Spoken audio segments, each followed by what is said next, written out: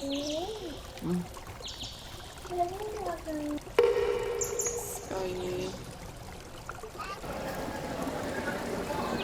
ये जाने में कितना अच्छा लग रहा है यहाँ। अस्सलाम वालेकुम everyone, hope you all are doing good. Welcome back to another vlog. You are watching Umme Samavia and Mursal channel.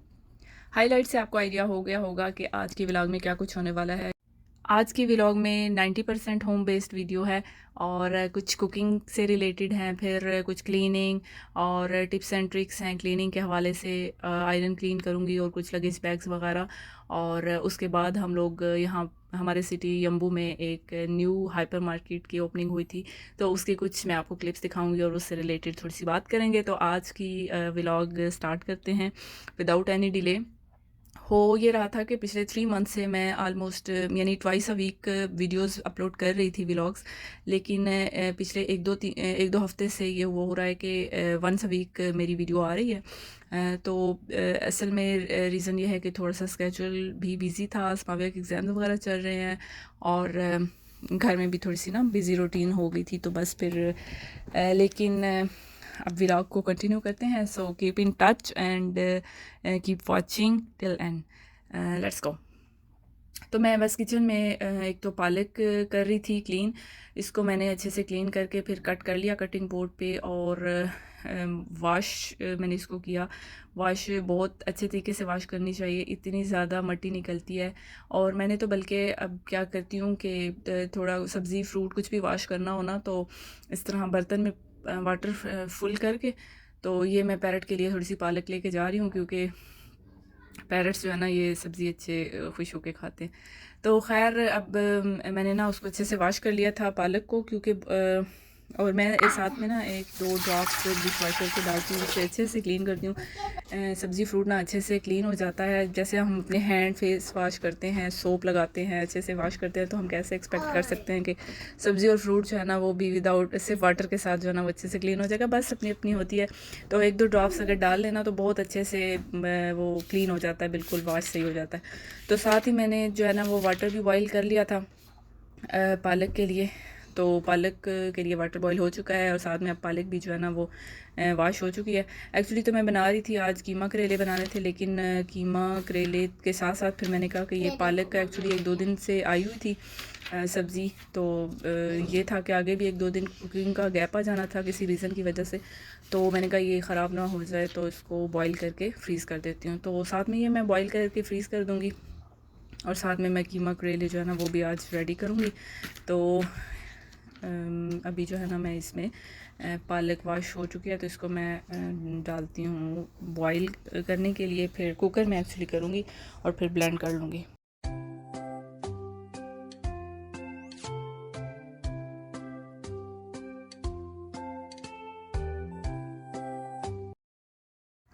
यहाँ पे जी पालक मैंने डाल दी है बॉइल्ड वाटर में, तो हार्डली 10 मिनट्स से 8-10 मिनट लगेंगे, तो पालक जो है ना वो गल जाएगी और फिर मैं इसको ठंडा होने पे थोड़ा ब्लेंड कर लूँगी। अब साथ ही जो है ना वो करेले कर लेते हैं। कुछ लोग जो है ना वो करेले ऐसे ऊपर से इसका हल्का हल्का सा छिलका उतारते हैं, तो मैं भी थोड़ा बहुत उतार लेती हूँ, बिना भी उतारूँ तो हो जाता है। खैर ये तो बस अभी मैं इसको क्लीनिंग कर लूँगी और सीड्स वगैरह निकाल के अच्छे से कट करके ना फिर इसको साल्ट लगा के रखूँगी 10-15 मिनट्स के लिए, ताकि थोड़ी कड़वाहट दूर हो जाए और फिर जब वॉश करूँगी ना तो वो कड़वाहट साथ निकल जाएगी।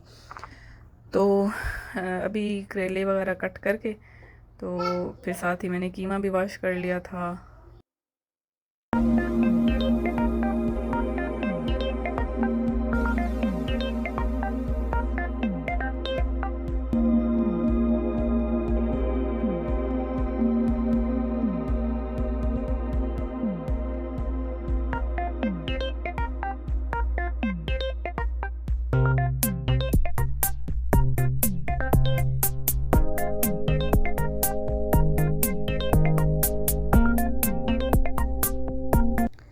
करेले कट कर लिए हैं मैंने और पालक का भी थोड़ा टेम्परेचर डाउन हो गया था, तो इसको मैंने जग में डाल के ब्लेंडर में डाल के ब्लेंड कर लिया और इसको इस तरह से बाउल में डाल के तो मैं फ्रीज़ कर दूँगी। फिर अब मैं जब चाहूँ बना सकती हूँ इजीली, कोई देर नहीं लगेगी। वैसे पालक बनानी हो तो काफ़ी टाइम लग जाता है क्लीनिंग में और ये वो सब कुछ।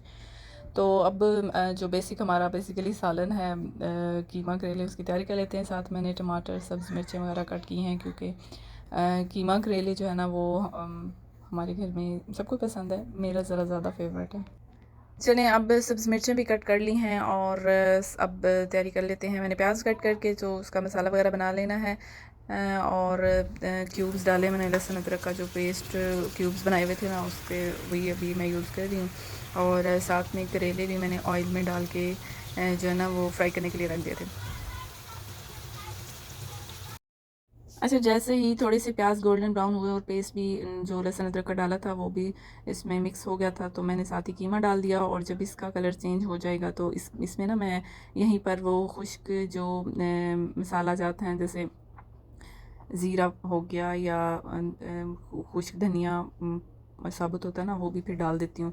तो अजवाइन डालनी हो या वो जो ब्लैक सीड्स होते हैं वो डालने हो ना, तो फिर इसी पॉइंट पे मैं डाल लेती हूँ। और उसके बाद अच्छे से भुनाई की है मैंने कीमा की। जब कलर चेंज हो गया तो उसमें मैंने टमाटर और सब्ज़ मिर्चें डाल के तो थोड़ी भुनाई की, और उसके बाद थोड़ा उसमें मैंने पानी ऐड कर दिया बाकी मसाले डाल के। तो कि यहाँ पर जो है ना वो करेले फ्राई हो चुके थे, और उनको भी जब पानी सा रह गया था ना, कीमा अच्छे से गल गया था और थोड़ा सा पानी रह गया था, तो फिर मैंने उसमें करेले भी ऐड कर दिए ताकि इनमें भी नमक मिर्चें अच्छे से हो जाएं। और यहाँ पर सालन हमारा बिल्कुल रेडी हो गया।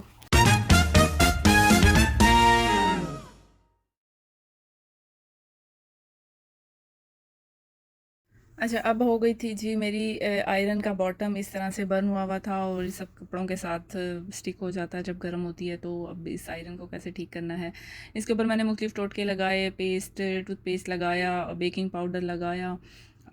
थोड़ी बहुत हो रही थी क्लीन, लेकिन जो कहते हैं ना कि एग्जैक्ट इससे क्लीन हो जाए वो कोई सूरत हाल नहीं थी।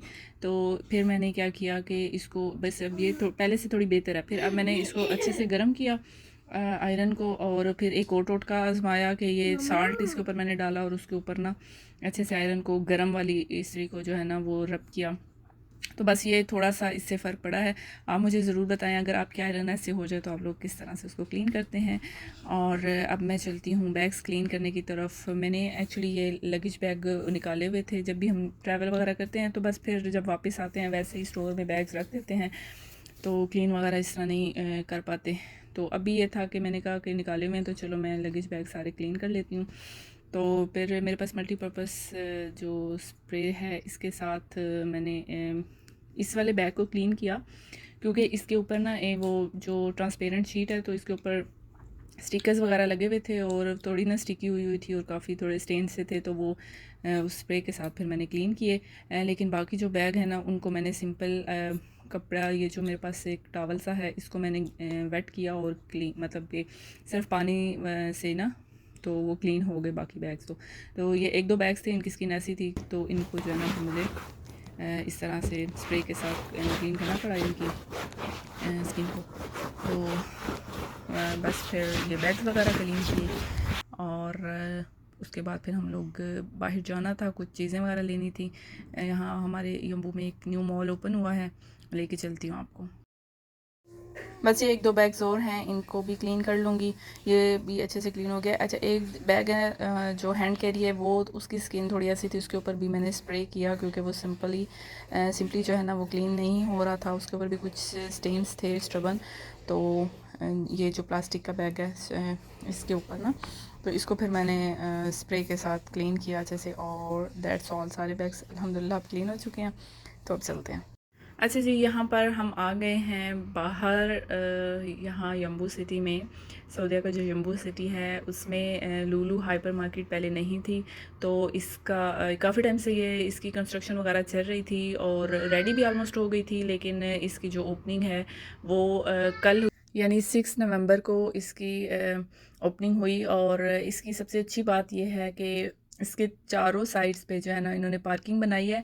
और कल इसका फर्स्ट डे था, लेकिन इतना रश था इसकी ओपनिंग पे कि कोई भी पार्किंग जो है ना वो खाली नहीं मिल रही थी, और चारों साइड्स पे थी इसके बावजूद, यानी फुल थी। और फिर जब हम मार्केट के अंदर गए तो भी हमें फ़ील हुआ कि बहुत ज़्यादा रश थी, बहुत आवाम आई हुई थी। जैसे वो कहते हैं ना खाने पे टूट पड़ता है, इस तरह ये मॉल ओपन हुआ तो सब टूट पड़े इसके ऊपर।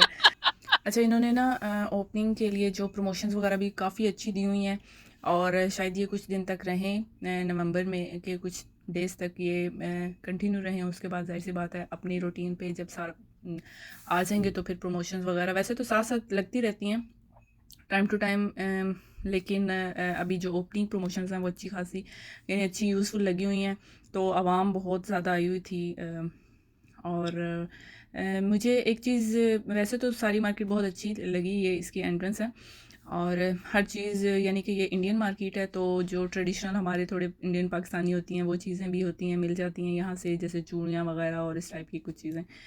लेकिन ड्रेसेस जैसे मैन वेमेन किड्स ड्रेसेस थे वो और शूज़, ये मुझे बहुत कम वैरायटी लगी है। मे बी लेटर ऑन ये कुछ चेंजिंग्स वगैरह करें, लेकिन अभी इन चीज़ों की वैरायटी काफ़ी कम थी। तो हम लोगों ने एक्चुअली यहाँ पर ये ब्लेंडर यहाँ से लेना था, एक न्यू शॉप करना था, बाय करना था। तो बस यहीं पे हम लोग थोड़ा चेक कर रहे थे कि कौन सा बेहतर है।